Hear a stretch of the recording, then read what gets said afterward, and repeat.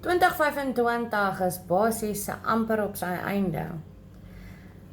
Nou, as jy 'n werkende ouer is en jy het hierdie jaar regtig finansiëel gesukkel 'n paar maande, ek het vir jou 'n oplossing hoe jy jou 2026 baie beter kan maak en dis nooit te laat om te begin nie. As jy bereid is om nuwe skills te leer en om jou finansies 'n hupstoot te gee, om in dollars betaal te word, het ek daai oplossing vir jou.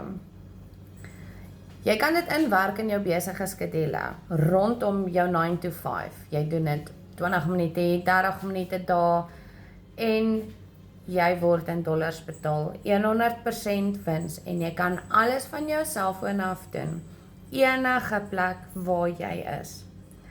So los vir my plan in die comments, sodat ek vir jou inligting kan aanstuur, van hoe maklik dit is, laat jy vir jou 'n ekstra spaarrekening kan bou, en 2026 in vrede kan eindig.